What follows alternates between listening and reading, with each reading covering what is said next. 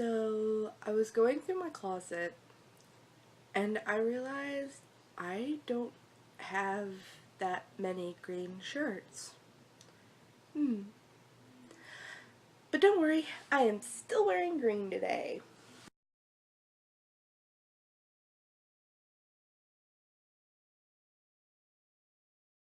What up everybody, it's your girl Angel from Angel Loves Books and welcome to Luck of the Irish. Luck of the Irish is a video that I am doing for St. Patrick's Day, which is on Monday, and I decided that to celebrate I am going to be doing two tags that I have seen kind of floating around YouTube.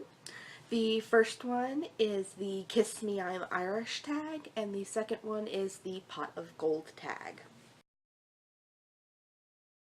So the first one we're going to do is the Kiss Me I'm Irish tag.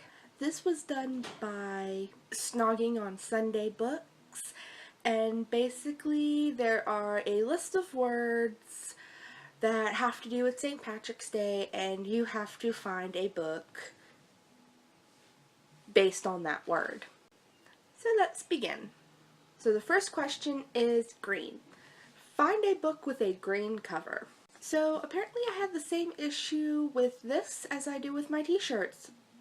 I don't have that many green books. So I decided to choose Harry Potter and the Half-Blood Prince by J.K. Rowling. The second word is Blarney. A book that either deceived you into liking it or was overhyped and you ended up disliking it. And for this one I chose Dangerous Girls by R.L. Stine.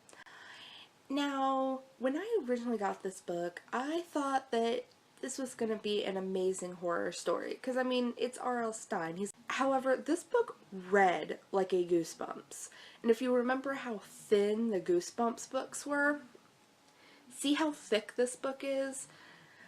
This was incredibly slow-paced, and the horror in it was the cheap Goosebumps horror, which works for children's books, it just does not work for a young adult novel. The next word is brogue, I think. I'm not sure how to pronounce that.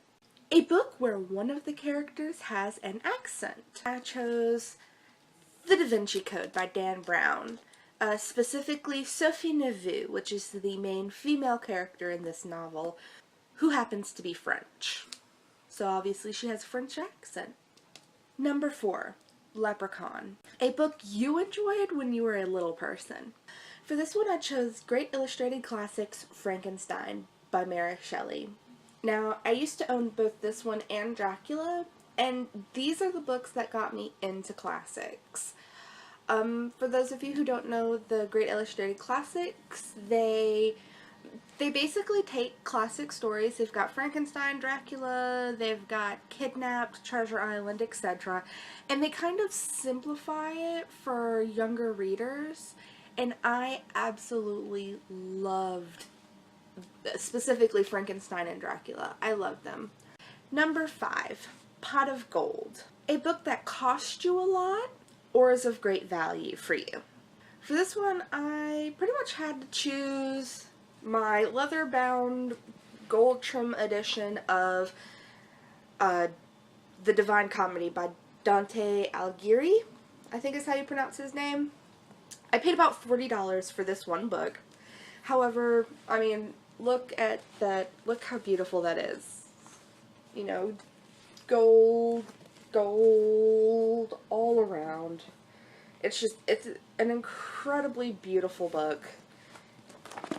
Inside, they've got these really pretty pictures.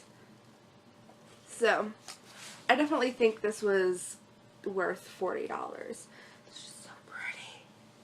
The next is a 4-leaf clover or a shamrock. Basically, 4 leaves equals more than one book. Pick your current or old favorite book series. For this one, because I had to throw in a manga, I chose Fullmetal Alchemist by Hiromu Arakawa. I first started reading this series when I was in 6th grade? I think I was in 6th grade when I started reading this series. And even today, it is still one of my favorite series. I adore it. And if you are looking to get into manga or read manga or whatever, definitely check this out. Either this or the anime, because the anime is also really, really good. So the next word is magic. A book you found magical, or a book that you enjoyed the magic element that was in the storyline. And for this one, I chose The Kane Chronicles by Rick Riordan. This one is actually missing its dust jacket. I tend to lose dust jackets a lot.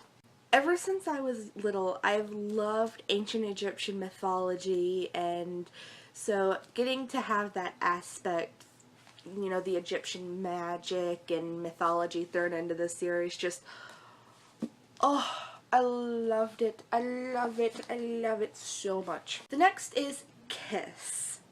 Your current favorite pairing or your favorite pairing of all times. So for anyone who knows me, my pairings vary from day to day. You know, one minute I may enjoy one pairing, the next I may enjoy another pairing. And it's not necessarily always a canon pairing. I decided to go with my all-time favorite pairing, and that is Inuyasha and Kagome from Inuyasha by Rumiko Takahashi. Alright, number 9, Luck. A book on your shelf that you'll luckily get to someday. I chose The Lost Heroes by Rick Riordan. Now, I started reading Percy Jackson and the Olympians when I was in middle school, and I was so excited when I heard that Rick Riordan was coming out with a second series to go with the Percy Jackson, and I have not gotten around to reading this. Such a shame. I actually have read the first few chapters of this book, and I mean, I haven't had a chance to finish it. I want to finish it, I really do, I haven't had a chance. So the final word in this tag is Jig. A book that you don't currently own, but if you could get a hold of it, would make you dance with joy. And for this one, I chose either a leather-bound version of the Canterbury Tales by Geoffrey Chaucer, or a leather-bound copy of Beowulf, because I love leather-bounds. They make me all happy inside. And that is it for the Kiss Me I'm Irish tag by Snogging on Sunday Books. So, on to the next.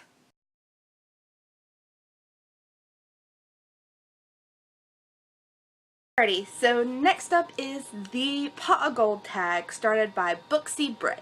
So basically in this one, you are on an adventure to find the pot of gold at the end of the rainbow. And I just want to start off by saying, sorry if I look down a lot. However, this little guy was throwing a temper tantrum, and he was like, I wanted to be with Sissy, so I have to be with Sissy. So the first step in our quest is to follow the rainbow to get to the pot of gold. Then it says, name a book with the same color as the rainbow. So the first one is red. And for this one, I chose The Vampire Lestat by Anne Rice. Next is orange. And for this one, I chose Harry Potter and the Deathly Hallows by J.K. Rowling. For yellow, I chose Phoenix's Princess by Esther Friesner, I think is how you say her name. I'm not 100% sure. For green, I chose Return of the King by J.R.R. Tolkien. And yes, the cover itself is not green, however, the back is. For blue, I picked The Graveyard Book by Neil Gaiman. Now, I'm not actually sure that this is indigo because I'm not exactly sure what indigo is, but for indigo, I picked Dracula by Bram Stoker.